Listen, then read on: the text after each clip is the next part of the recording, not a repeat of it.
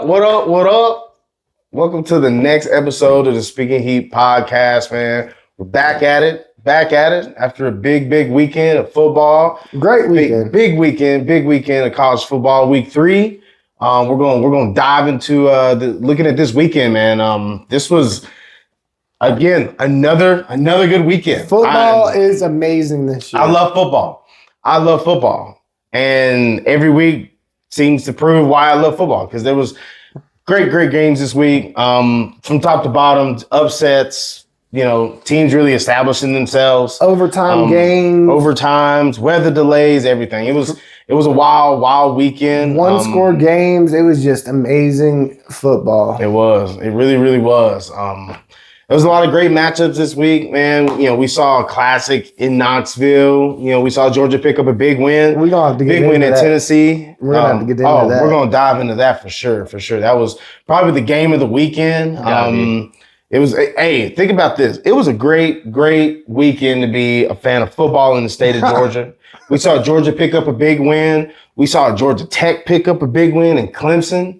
And we saw the Falcons pick up a big win last night. So they're all in Atlanta too, right? It's crazy. Where's Georgia Tech at? They're in Georgia Atlanta? Tech is in downtown Atlanta. Yeah, so it's all Atlanta, Peachtree.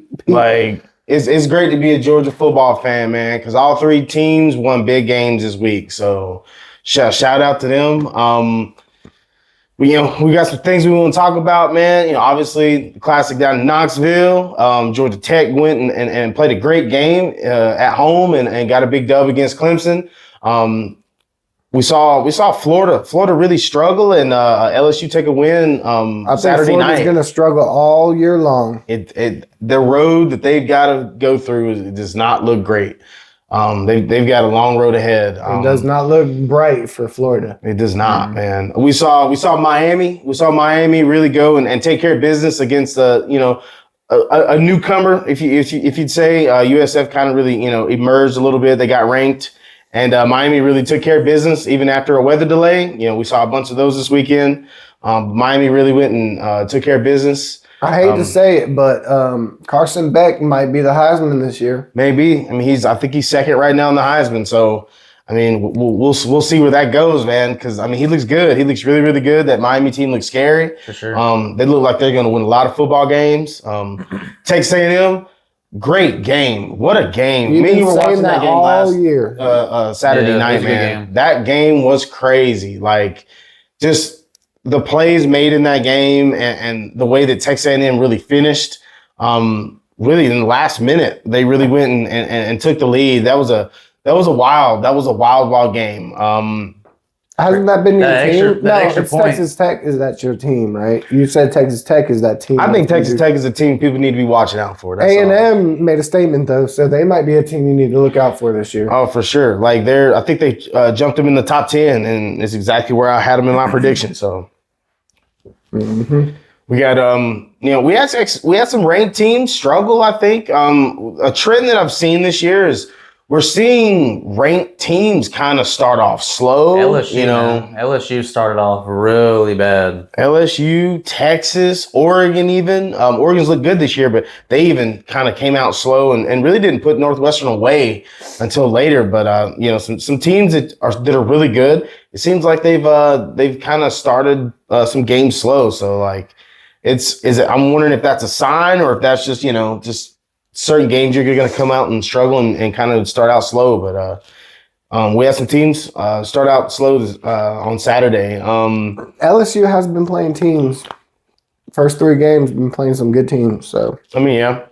And we'll dive into the new AP poll. I'm not the biggest fan of the AP poll, but it's part of the sport. We'll take a dive. We'll dive into that and see where some teams moved. See where some teams fell, where some teams rose. We'll dive into that. So here we go. First of all, let's take a look at really the game of the day early in the day, the 12 o'clock window. We saw Georgia Tech host Clemson, and they won the game with a 55-yard field goal. Special teams had to come on quick and 10 seconds to kick the ball. Yeah, they really did. That's preparation. That's coaching. Really, I started watching the game, I would say probably in the middle of the second quarter. But really, I mean, Georgia Tech controlled the game pretty much the whole time. I mean, it seemed like they were a step ahead of Clemson the whole game. Clemson didn't look great, in my opinion. Handz for Georgia Tech really had a big game. He threw for over 200 yards, had over 100 yards rushing and a touchdown. Like he led this offense very, very well. They were pretty efficient. And they outplayed Clemson straight up. I mean, they made Clemson not look like the team that we all kind of thought they were. And Georgia Tech, I always thought Georgia Tech was a really good team, but they've really kind of cemented themselves now as like a legit contender in the ACC.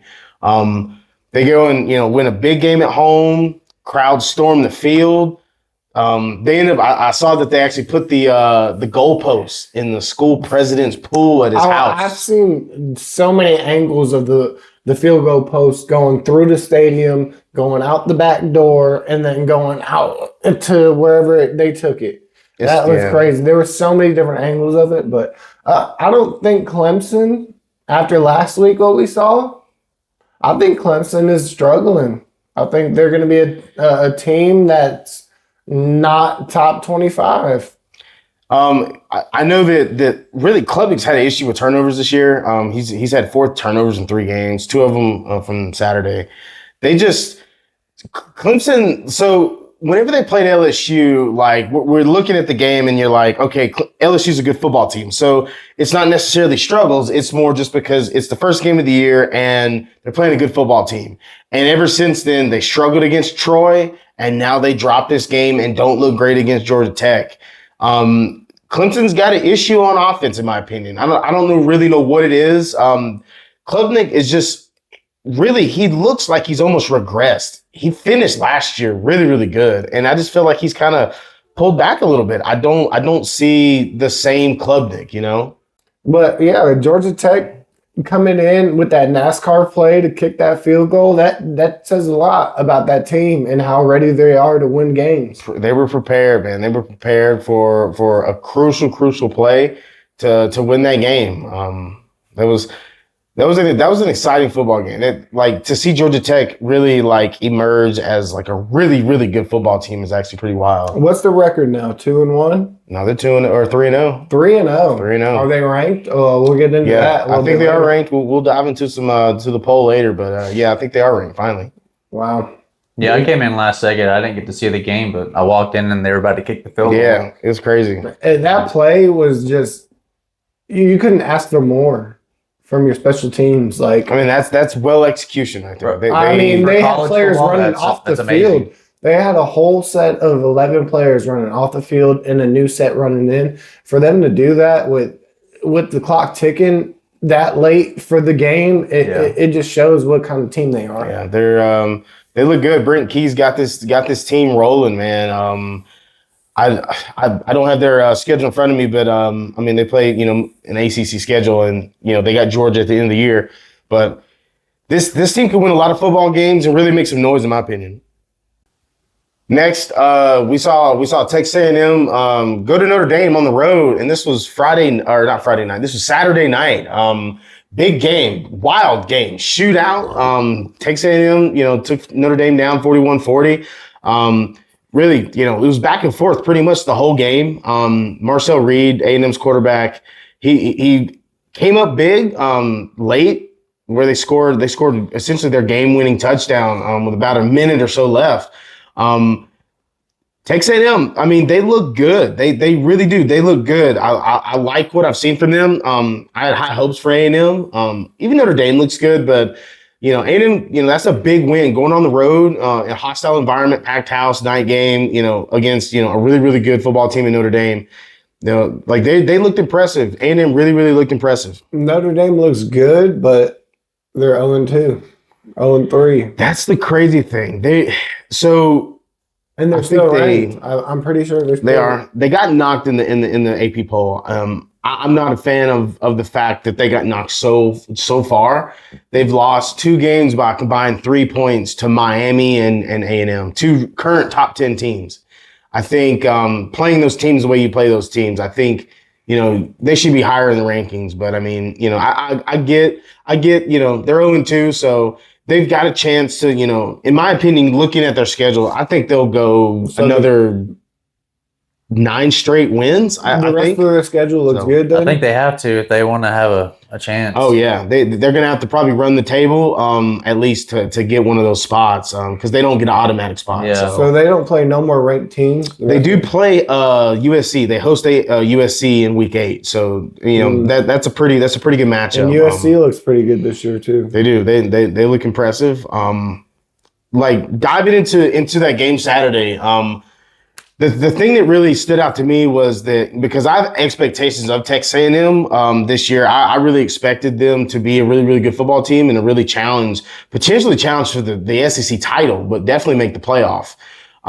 Their quarterback, Marcel Reed, watching him play Saturday, highlight player, makes great plays, but I feel like he's got to be more consistent for this A&M team, when they go and they have to play teams like LSU, even Ole Miss, and then potentially play either a Georgia or a Texas in an SEC championship game or even Alabama. To beat those teams, he's going to have to be more consistent. So you said USC is in the SEC championship? No. A&M, if they would play Alabama or Texas or Georgia in the SEC title, I feel like Marcel Reed's going to have to be better than what he was at Notre Dame. Because I think he only threw for about 40 or so percent. He threw the ball for almost 40. I think it was 37 attempts. He only completed 17 balls. Wow. So he threw over almost 400 yards. He's got a lot of potential. A lot of potential. He's just very inconsistent. Just kind of inaccurate throwing the football. If you can't throw to covered wide receivers, you can get 400 yards throwing 4 He kind of slings it instead of. Yeah, I feel he throws through. the football. He doesn't pass the football kind of thing. So, watching him play, it's like he makes such hot. He's so hot and cold. He'll go and make a great play, great throws, and move the football down the field and throw to a great wide receiving core, and then he'll make plays where you're like that's a layup, and he misses a lot of those. A&M, they've got the best receiving core in the country by far. They went in the portal. I don't know. Tennessee looked really good. Tennessee's got some good wideouts. They do got some good wideouts. But they've got the best wideout core in the country. They went in the portal and they got some guys, that are really, really good. I just think if he can be better from the pocket, the sky's the limit for this A&M team. It really, really is. What about Notre Dame? Do you see them going playoffs now? I think they potentially could grab a spot. They could still grab a spot. They're going to have to run the table, though. I think they fall out. I think they fall out of the bracket. Because at the end of the day, when you look at a resume, if Notre Dame goes and runs the table, that means that they are 10-2. And their 2 losses are to Miami and Texas A&M by a combined 3 points. But they're 3 points away from being undefeated and a win over USC. When do you see Notre Dame scoring 40 the rest of the season? I'm sure they're going to score 40, against lesser opponents and such. But Notre Dame, they're not built to. They're not built. Yeah, they're not built to score. They don't need to score 40 points to win football games, though. They're not built that way. Next, we're going to dive into a game really that was kind of hyped just from the standpoint of because Florida kind of has been looking bad to start the year. And, they traveled, to LSU and big game at night in Death Valley. And LSU, they got the win. They got the 10-point win, 20-10 over Florida. Kind of a sloppy game, kind of a bad game from a football standpoint. LSU started the game slow. I think Florida was up 10-0 to start the game. Yeah. And then, Florida scored 20 unanswered. 10-0. I think it was a good Wasn't game. I think it was 10-0 and it was 10-3. It was a good game. It was an early scoring game for Florida. Lagway came down and he scored. He did his thing the first quarter, but Lagway looked good the first quarter. He really, absolutely fell off though. He got sloppy. Oh yeah. He had to force balls in the end of the game though. That's going to happen. But LSU is the team that's going to do that to you. They're going to see what you're running when you come out, and then they're going to be able to fix what they're doing. And absolutely obliterate you. They got a nice defense. Oh yeah, LSU's defense is it can compete with pretty much anybody. They adjust like no other team. They know how to adjust to any team they're playing, and I don't know, Florida. They didn't look. I mean, they looked good in the first quarter, and then things just kind of fell apart. Lagway just has looked so much worse to start the year than he did last year. Like people were looking forward to DJ Lagway in this Florida team because of the potential that they had, but it just seems like that he's regressed. He looks worse. I hear the same story every year with Florida. They have somebody that's going to come in there and do good. I don't know if it's the play calling or what it is.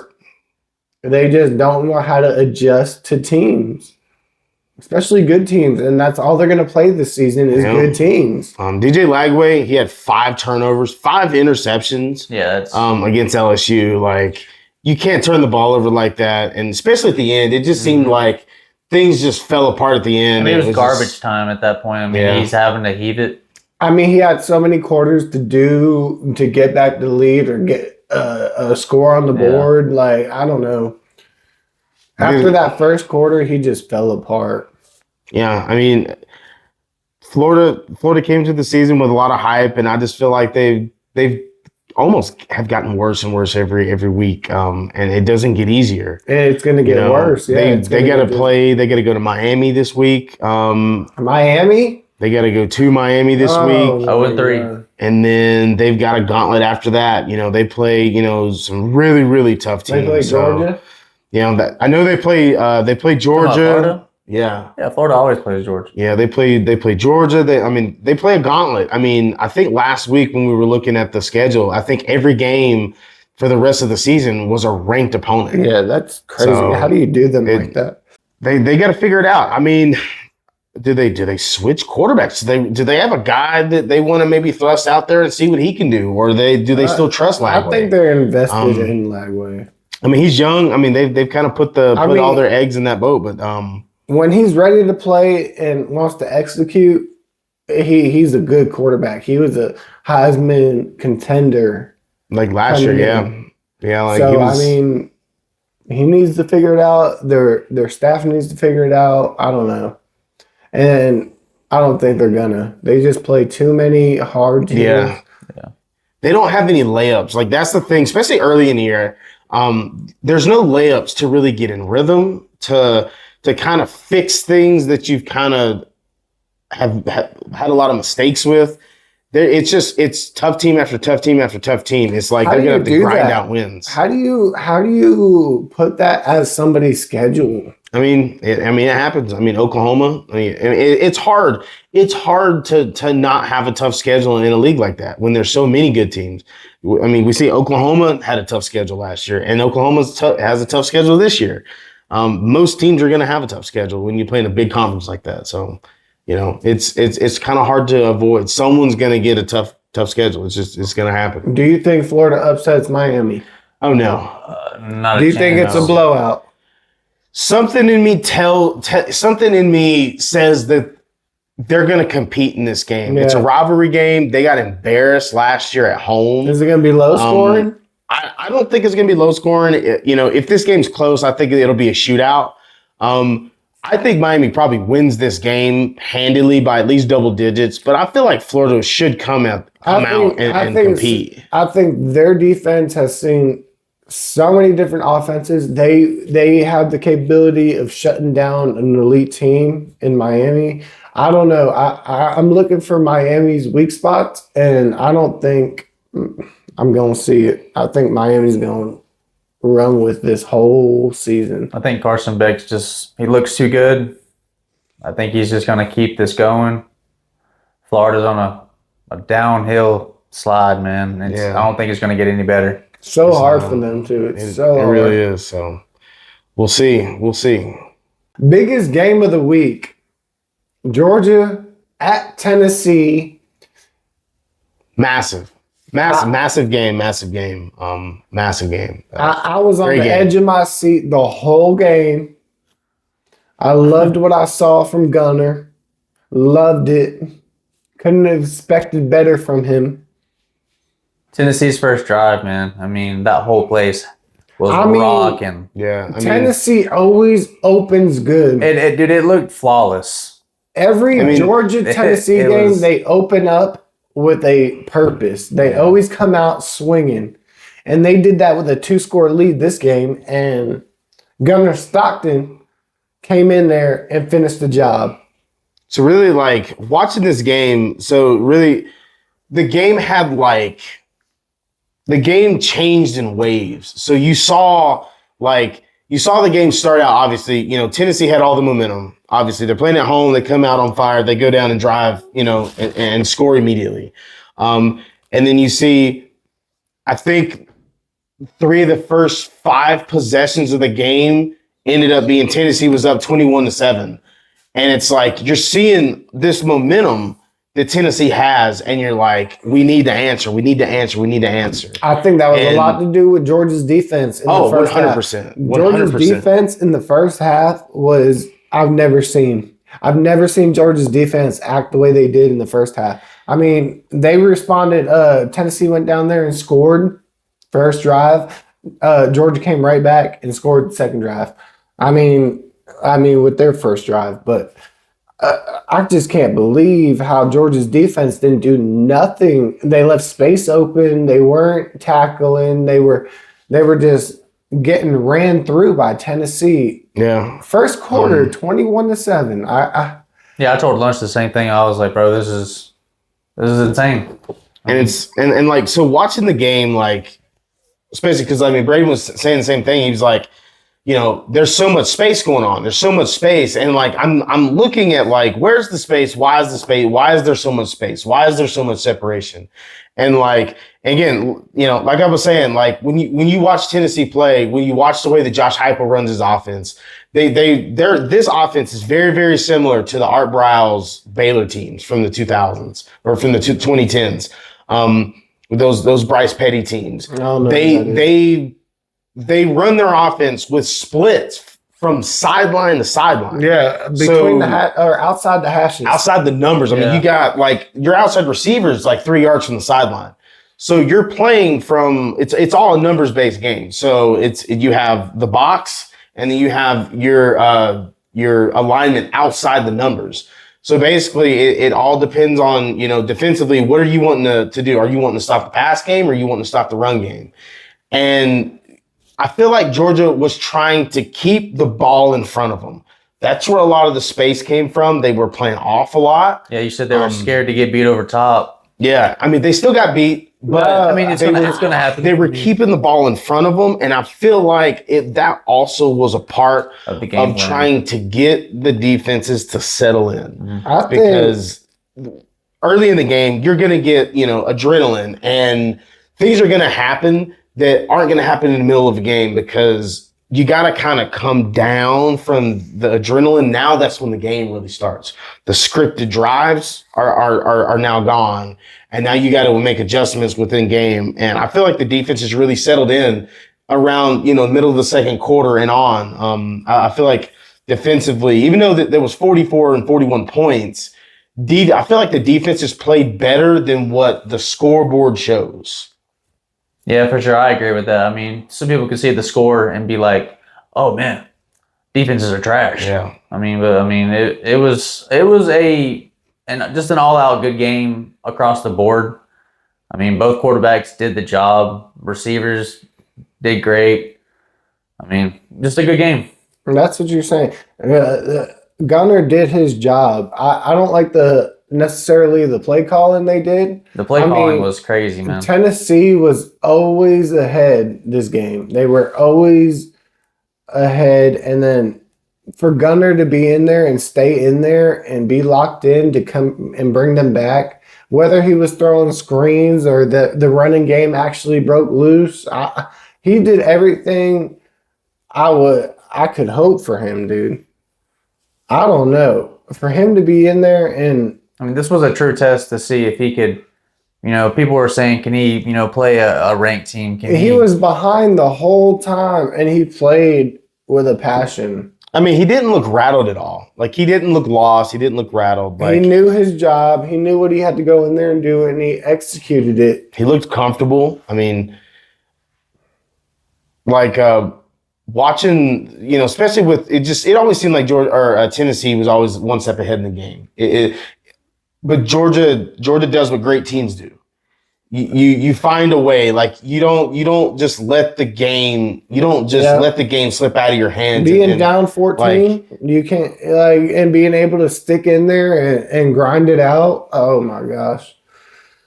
They do what great teams do. Like, they found a way and finished the game. I mean, total team effort, completely total team effort.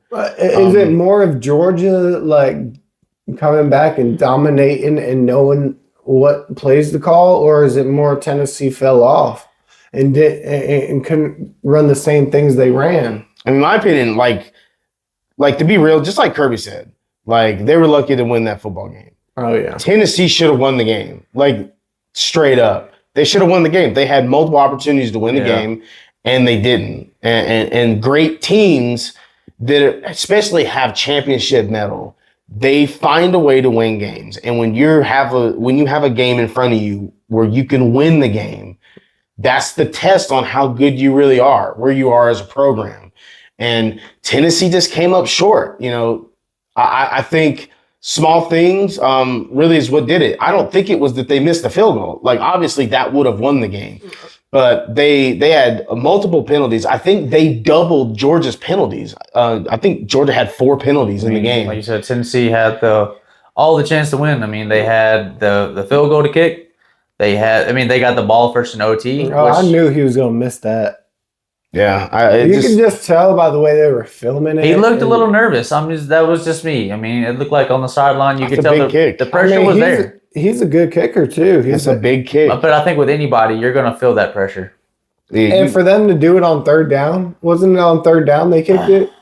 I can't. I don't remember. It was like whatever down it was on. It was because the time on the clock. So yeah, like they had a break, and I think they just went out there and said, "We're going to." They left 3 seconds left on the clock. I knew there was only time for the kick. Yeah.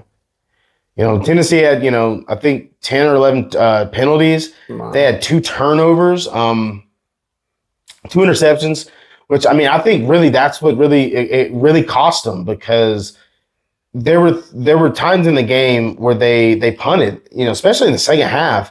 Tennessee was highly penalized in the second half. So they had a chance to go win the game. And if you win a game, you should win the second half. That's when you finish. And Tennessee just didn't finish. And Georgia did. Mm-hmm. I think in the second half, what I really liked that Georgia changed is that they started coming out in more spread-based formations instead of being in such condensed area formations. Mm-hmm. They started running the football at a shotgun. They started running the football with 4 wide. It started opening up the defense. It started spreading the defense out a little bit, so there was more running lanes, and they had better numbers in the box. So they ran the ball better, and I think that helped their offense. And then obviously, really Gunner making that one big throw to end the game, really not to end the game, but to tie the game in regulation. And then a 2-point conversion. And that play, I wish they would run that play they did in the end zone with the motion and the quick out. Oh, if their offense was developed around doing stuff like that, I think we'd be a lot higher up on the. I think we ran I'm just going to guess over 10 screens. At least. I think that's the first motion into a pass play I've seen from Georgia in 3 years. I don't know. This is a problem that I think Georgia has is we're playing East and West, which I mean, understand you have to have some screenplays. You have to have some different calls. But you got to have quick wide receivers. I can't stand this side to side stuff, and we need to throw downfield. There's no vertical passing game. We saw Gunner. He had an interview the other day. He was talking about he was frustrated that there's no explosiveness, and part of that is that it's not like Georgia is attempting these things and failing. They're just not attempting them. They're not trying. You don't see Georgia throw the football down the field. You don't see an aggressive nature from this football team from an offensive standpoint, and I think that's kind of an issue. To kind of give a good example, we saw this with Ohio State last year, we saw them, especially at the end of the year, they go and lose to Michigan. And part of it was because they had like a conservative nature about the way they ran their offense. And then they get in the playoff and they flip the switch and they're throwing the ball down the field and they go and basically march their way to a national championship. And they're just cutting through people like butter. And I feel like that's kind of the switch that I want to see Georgia flip, because take the training wheels off of this offense. Like, I will say, like, we kind of look at like how good is Georgia and how good is Tennessee. I think we see how good Tennessee is. We see them play Georgia. Like, they played like an excellent game. They just didn't finish. So we see how good they are. I think there's more questions on the ceiling of Georgia, because I feel like from an offensive standpoint, it's a very conservative based offense. We're throwing a lot of short passes, a lot of screen passes, a lot of dumps to the back. I don't see an aggressive nature. I don't see us trying to push the ball. Tempo, we run no tempo. We could 30 seconds to run a play. We could have defenses on their heels. I think there was one point in the game, I'm like, I think he was number 18 or so, or 80. I think he was on the D line or a linebacker, and he's standing, with his hands on his hips, looking to the sideline, and you see there was 4 or 5 other players doing it, and I'm looking like we could have like quit if we ran some quick game. Like, we're catching these guys off guard. Like, D linemen not getting set. Your O line's gonna get a good pass, or not pass rush, but your O line's gonna get a good push up front.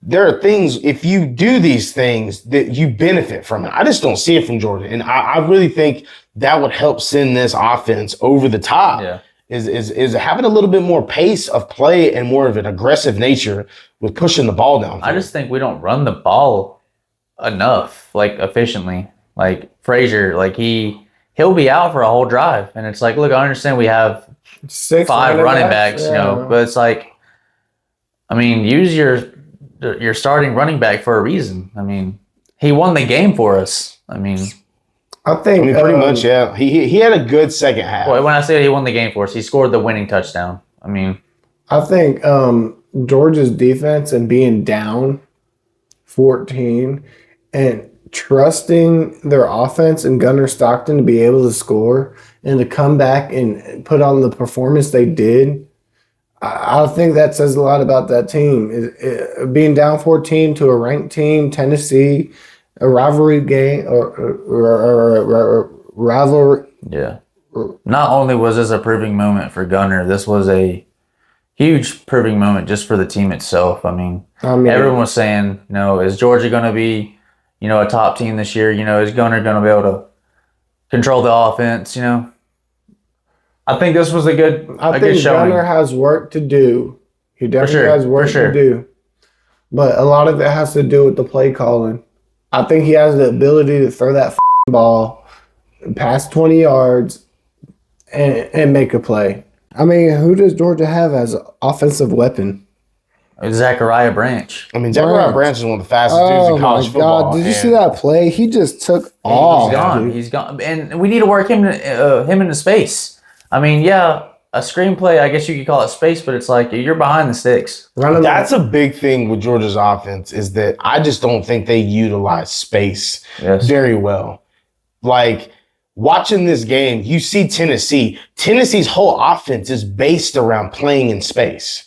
You saw them utilize space like phenomenally. Georgia was completely the opposite. Everything was very condensed, short and condensed. They did not play like they were playing on a 100-yard field about 52 yards wide. Yeah, they were very condensed in their whole offensive philosophy. It seemed like it looked like a flag football game. Like, you just throwing it to the screen and hoping they don't tag your flag or grab your flag. Yeah, but if you get 4 yards on a run, 3 yards on a screen, and then a first down on another run, because like something that, and Braden was really talking about this a lot. So we had a lot of long and down yardage, a lot of third and 8, 3rd and 7.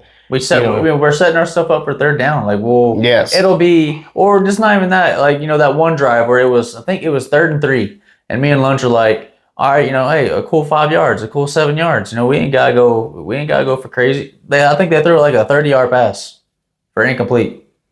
It was incomplete. Yeah.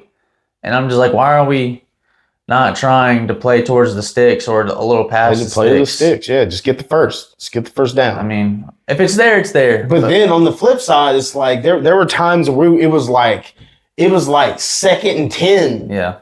And we're running the football. And it's like, you're and at the time, like I get, like if you're running the ball well, then I can understand that. Mm-hmm. But at the time, we're not running the ball well. And we need the time on the clock. And it's like, wow. Yeah. And it's not even just that, but we don't need to run the ball on 2nd and 10 unless we've just been passing, and then you might catch them off guard. But we were in the middle of, we weren't running the ball well, and then we're running the football. So it's 2nd and 10, and then you run the ball for 3 yards, and then you're, it's 3rd and 7. 3rd and 7, and now you're putting the guy that, in my opinion, going by the way that they're calling plays, I'm going to be straight up. I don't think that they trust Gunner to go and be that guy. I don't. I think he proved a lot in this game. Like, if you watch the way that they play called, they asked him to throw screens and fade balls. Those are easy throws. They're not asking him to throw into the teeth of a defense. I mean, he stuck a couple digs in there, a couple slants in there. And it's nothing to talk bad down on Gunner. We all love Gunner. I mean, he's doing the job, and that's what matters. But I mean, like, watching them play, because really, what you really do is you look at how a team plays, you look at the performance, but you look at it, not just the result. You're looking at the philosophy of what you're trying to establish as an identity of the offense. But you're also looking at, when you play like this, are you going to be able to play like this when you play Ohio State? Are you going to be able to play like this when you play Texas, when you play Alabama, when you play the best of the best that have the best players on the biggest stages, and especially in a playoff where you have to go play these teams one after one after one? Did they not? Are you going to be able to play? But are you going to be able to play like this when you got the best defensive coordinators in the world are going to take this stuff away? I mean, Tennessee should be up there, like, with defense. Like, they should be up there with play calling. I mean, they look good. They look good. But when we're talking about teams that are playing in national championships, I mean, that's a different animal. Although, let's take a look at the best of the rest from the weekend, man. We saw a lot of teams put up some big wins, and we saw a lot of teams struggle. We saw Ohio State. They picked up a win against Ohio, but really had a slow start. I want to say it was like 13-3 at like the half. I know you had a prop bet, for Jeremiah Smith. Yeah. I think he needed a touchdown. I think he got it in the third cashed it in the fourth quarter. Late. You can't complain. I mean, he got it, but they really struggled. They kind of sipped on the gas late, but I mean, they had a slow start. It was a very slow start for sure. Miami, really a kind of a hyped game just from USF standpoint. They obviously had that big, great start to the season, going 2-0, beating Florida and everything, and then they got to go to Miami and. What I thought was going to happen, exactly what happened. Miami went and took care of business. There was like a 2 or 3 hour weather delay, but they got hit by Hurricane Katrina. I wish USF would have showed something better. Like, for them to beat the teams they beat. Yeah. I wish they would have showed something on offense. But I think that it was more of a representation of how good Miami is. Yeah, I think like going against Miami. What's the rest of their schedule look like? Like, do they win more games this year? Who, USF? Yeah, I mean, USF should win out. I think. So what does that mean? They're not ranked. They're not ranked now. If they go and win out, I mean, they're looking at 11-1. I mean that's playoff contention right there. They played their hardest. What division? What conference? They play in the American. So do they get a spot? No, right? Yeah, though if they would run the table, is that Boise State? They'd probably be like what Boise State was last year. So that'll be a Boise State category type team. Yeah. I mean, useless is useless. If they're getting beat up by Miami, I mean they played what? Florida and who else? They played Florida and won. They played Boise State and won big. Boise State, I never thought would be good this year, but if they're going to play more ranked teams, I don't think that was the big problem with Boise State last year. Like they just don't have the dudes, to be real. They don't have the line. I think it all comes down to having the offensive or defensive line that's going to hold the fort down. We saw Penn State. Penn State, played Villanova, and they also had a slow start. I think they scored around 20 or so to at halftime, and they stepped on the gas late. But Penn State, and they've struggled a couple games this year. They've came out slow, and it's like it takes them a half to get going. They win big, but I mean, they offensively they've got to figure things out. They should be putting up big numbers, and they should be cruising through these games, and it seems like it just takes them a while to get going. They should be number one in points right now with the schedule they've had. Yeah, potentially. I'm sure they're up there, but they should be number one in points with the schedule they've had so far. Oregon's looked really, really good this year.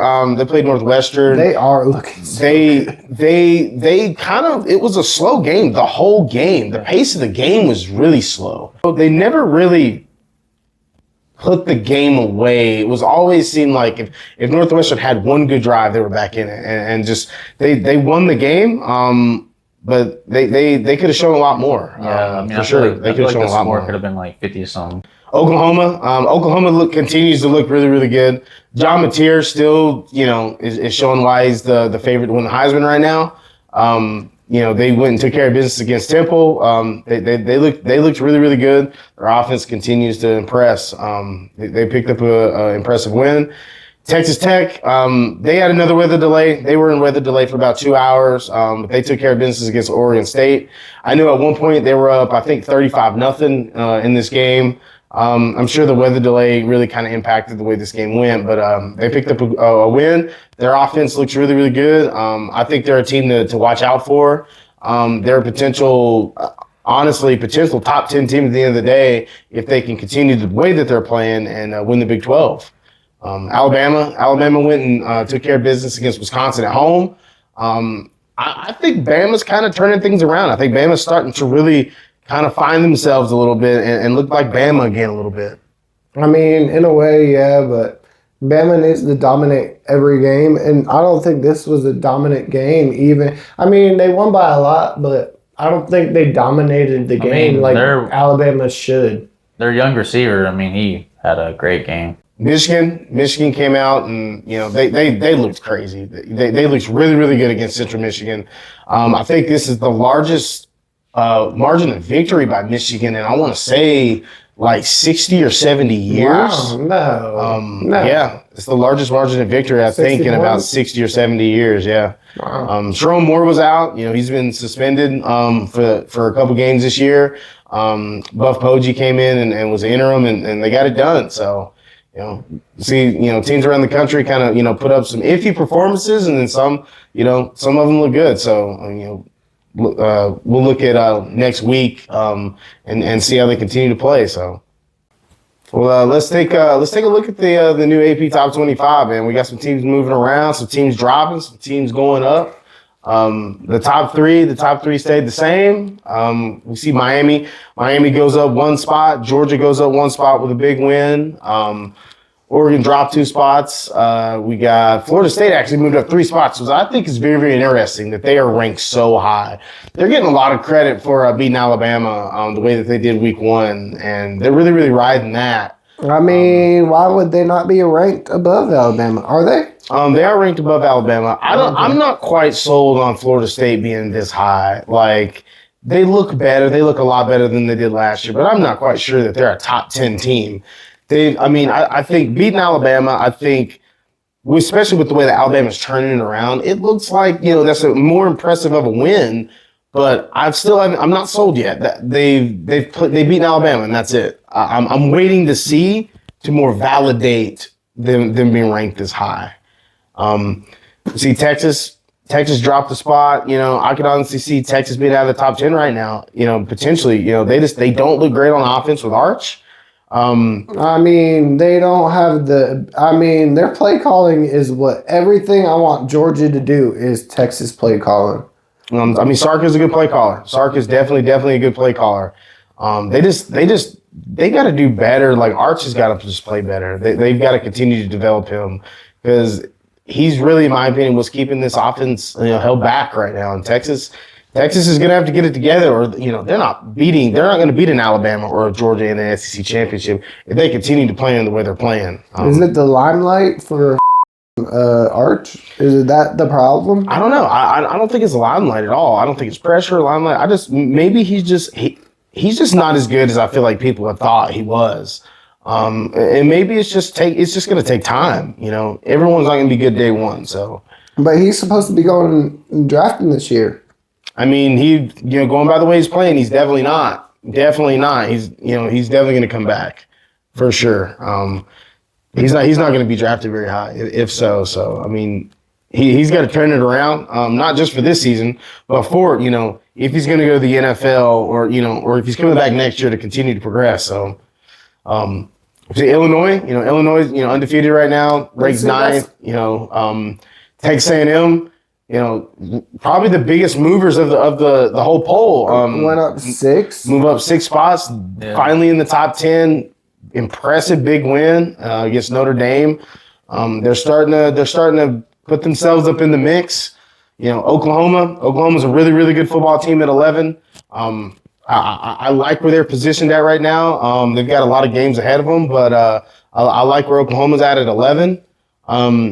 Iowa State 12, Ole Miss 13, Alabama 14. They've kind of put themselves within the mix of being able to earn themselves back in that top 12 or so. Above Tennessee contention. Is crazy. Very interesting with them being there. So where Tennessee's at is kind of this whole thing I've been saying about the AP poll. The reason I don't like the AP poll is because where you're ranked at week to week is all based on where you were ranked in the preseason before anyone played any games. Tennessee was ranked very low. Now, to be fair, I think they deserve to be ranked low. But I think with the way that they've played since the season has started, Tennessee should be ranked higher. I think Tennessee is a really, really good football team. I would have them ranked somewhere around 12 if it was me. I'm glad that they didn't drop them for losing, a game against a good Georgia team. But at least they didn't drop them. But I think Tennessee should actually be ranked a little bit higher. We've got Utah at 16. Sneaky team, honestly. If you look at the last 5 or 6 years, maybe one of the most consistent programs in the entire country is Utah. Utah is they're always making noise. They're always contending, whenever they were in the Pac-12, they were always right there contending for the Pac-12. Now in the Big 12, and they're right in the mix. Are they a team that's, a contender to win that conference and get a high playoff spot? They're a team to look at. I don't really know how good they really are, but they're undefeated and they're a team to watch. Definitely. Texas Tech, they went up 4 spots, 17. Again, I think they're a really, really good team to watch out for. And we got Georgia Tech, goes from unranked to ranked finally. They're finally ranked. I thought they should have been ranked in the preseason top 25. But they're finally kind of getting their dues a little bit after a big win in Clemson. I like the fact that they're ranked. I think they should be ranked a little higher than what they are. I think they're a really, really good football team. But they've got more games to earn themselves a better spot. But finally they're ranked. The past couple of years, Texas Tech has been up there. They've won big games. Texas Tech, they've kind of flirted, with the top 25, but just defensively, they always drop games and they end up they rise and then they fall. They rise and then they fall. So hopefully, defensively, they can kind of keep themselves in the mix. They look good on defense, at least for, who they've played so far. So, we get Indiana. Indiana's, still ranked in the top 25, undefeated 3-0. Vanderbilt is now in the top 25 or beat South Carolina. That's. But their QB I wasn't expecting it to be a 31-7 ball game. No, QB got hurt. Yeah. I forgot about that. Yeah. And I thought Sellers was Heisman. But Vandy was up, I want to say, by 2 scores when he got hurt. I think it was even. I I think it was like 7, I thought they were up 14 like a or touch- something, or I thought it was like a touchdown. something like that. And, he goes down, and then, I mean, Vandy's undefeated. I don't think Vandy's a great football team by any means. So I'm taking this with a grain of salt. I don't know how good Vandy really is. I don't think they're that good, though. I said Vandy might upset this week. And the only reason I said that is because Speed and Theo Vaughn went and talked to them the week before. So, I mean, it was they had a lot to prove. I don't know. I guess that was a good speech they gave them. I don't know. But I had confidence in them winning this week. Yeah. We got Michigan. Michigan ranked 21. If Michigan's going to do anything, they're going to have to earn their way back into what you would call real contention. They dropped a big game against Oklahoma, but they've got games left to play. They've got big games on their schedule left to play. So we'll see, what Michigan looks like. Auburn, Auburn's kind of flirting in the top 25 right now. They're 3-0. They're a to be determined on how good they really are. Missouri. This is a team I feel like people need to start paying attention to. Missouri is a team that offensively is really good. They're really, really good on offense. They've put up a lot of points this year. Sneaky team. Very, very much a sneaky team. Notre Dame, the biggest droppers of the weekend. Yeah. I think unjustly, in my opinion, dropped 16 spots to 24. I think they should be ranked higher than this. For sure, they should be ranked higher than this. The people that are ranked higher that have played nobody. Yeah. I mean, think about it. They've lost 2 games. They got 16 spots. 16 spots. Yep. Yeah. Well, I mean, Notre Dame was ranked top 10, 8 or something. Maybe. Something around 8 to start the year. I think Texas A&M was ranked 18. Something. They were like lower in the top 25. But then again, I think they're judging it off. Notre Dame is 0-2 now. Yeah. To ranked teams though, like they didn't by combined 3 points. They didn't do that with any other team that lost this week. To ranked teams, no, it's very much just the 0-2 start. So now Notre Dame has games left on their schedule that can put them back in the mix. I think there's a good chance they run the table and or end up 10-2 at the end of the day. And they do play USC, who's ranked 25th right now. Finally getting in the top 25 this season. They look good on offense. I think right now USC is the best offense when it comes to points scored. But I do think they are on upset alert this week. I think USC, there is a chance that they lose this week. They play Michigan State this week. No way. Michigan State has a very good quarterback. Michigan State is a sneaky team this week. I think there's a chance USC loses. Michigan State could win every game this season and won't see this AP poll. Keep an eye on this USC Michigan State game, people. I'm telling you. Upset alert. USC needs to be on upset alert. I think I don't even know what the line is, but if I put money on it, I'm going to put money on Michigan State to cover the line. They may not win, but I think they'll keep it close. Let's take a look at a week 3. We got some games that I really think that aren't the biggest games of the year, but they're going to really shape what the playoff really looks like. Because we got Texas Tech and Utah, number 16 and 17 team in the country, and that's going to really be part of what decides the Big 12 conference. Obviously, the champion gets a playoff spot. So we got Texas Tech at Utah, traveling to Utah. Texas Tech looks like a really, really good football team. They number one or one of the best offenses in the country in scoring. And Utah, who, to be fair, I don't really know a lot about what's going on with Utah right now. They're undefeated. They kind of have snuck their way into the top 25. So that's going to be a really, really good matchup to kind of see where both teams lie and who takes control of the Big 12. You're going to see Big Noon Kickoff is going to be there, so it's going to be the big 12 o'clock game on Saturday. So so that's where game day is going. So game day, I am not sure. I've not seen where they've announced where game day is going to be this week. This game, right? Maybe. I'm not sure. Next we got Auburn, number 22 team in the country in the new poll. They're traveling to Oklahoma. Oklahoma's a really, really good football team. You know, this actually is an interesting matchup because Jackson Arnold, Auburn's quarterback, was the starter last year for a lot of the season for Oklahoma. So he's kind of going back to kind of a revenge game for both teams, or both parties here. I think Oklahoma clearly is the better football team. They're poised to make a run for the playoff and potentially even contend for the SEC championship. John Mateer, currently leader in the Heisman. Oklahoma's rolling. Interesting to see where Auburn's at and if they can make this competitive. Interesting game. Michigan plays Nebraska. This is going to be a very interesting game because Nebraska has slowly, it seems like, have kind of hit a rhythm offensively. They're not ranked right now, but they're putting up massive numbers on offense.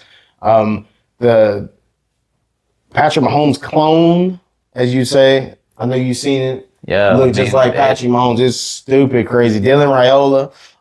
But looking good. It seems like he's kind of found a rhythm in this offense. And I'm interested to see how Michigan plays this game. Two young quarterbacks and a Big Ten game. We'll see how good Michigan's defense is going to handle this passing attack from Nebraska. A game, I think, it's kind of an upset alert game. Michigan State, they travel to Southern Cali. They're going to play USC. And I think USC should be on upset alert, in my opinion. Aiden Childs is actually a really, really good quarterback for Michigan State, a guy that no one's really looking at. He's playing very, very efficient football. Michigan State's scoring around 35 points a game. And I think with the way that USC's defense right now looks a little bit better than last year, that they still look soft to me. USC, defensively, they still don't look great. And people are putting points on USC's defense still. I'm excited to see this game. I'm going to be paying close attention to this game. I think USC should be on upset alert. It seems like Lincoln Riley's kind of trying to get things turned around there, but we'll see. I'm excited about them playing Michigan State. I think upset alert in this game for sure. I don't think. And then last we got Florida goes to Miami. Again, like we said earlier, Florida doesn't have an easy path, and it doesn't lighten up any at all. It actually gets harder. Traveling to Coral Gables, playing a really, really good Miami team with a good quarterback in Carson Beck, who's playing really good football. What happens if Florida comes in and upsets? I mean, it's really that. How does that change? That means Lagway turned it around. Lagway's got all the capability of doing the things that he could do to win a game. Yeah. But if they come around and upset Miami, what does that leave the AP poll at? That'll be a big shock. I think if Lagway can actually get some rushing yards, I mean, just to help out on some early yardage, he can run. Yeah. They just don't run them. I don't know. I think it comes down to Miami, and I think they have the number one offense in the CFB right now. Oh no, not even close. But their offense. I don't think Florida takes this win. I'm just being honest. I don't think so. The way Miami looks, Carson Beck's is on a roll. roll. You don't think they're number one offense? No, it's USC's number one in scoring, and Texas Tech. Texas Tech should be number 2 in scoring. So they're averaging around 60 points a game. I hope it's a good game. I don't want to see Florida get their ass kicked. You know what I mean? I think Florida comes out and potentially competes, but I think Miami for sure. I think it's gonna be a good 20. It's gonna be a good 20-point game. I think. I'm just being honest. Yeah, probably. Maybe not early, but late in the game, I think Miami's just gonna be too strong. They're gonna run away with it. It's gonna be too much for Florida. Is Florida going to come out and at least show a little bit of pride? They lost an embarrassing loss last year at home. They've looked terrible this year. It doesn't seem like they just have the juice. Are they gonna go and at least come out and have some pride and some fight in this game? We'll see. We'll see. That's pretty much the rundown for next week's games. Decent lineup. This is a really good weekend, and we'll see, man. We'll see, and we'll jump on here and we'll look at results for next week. So later.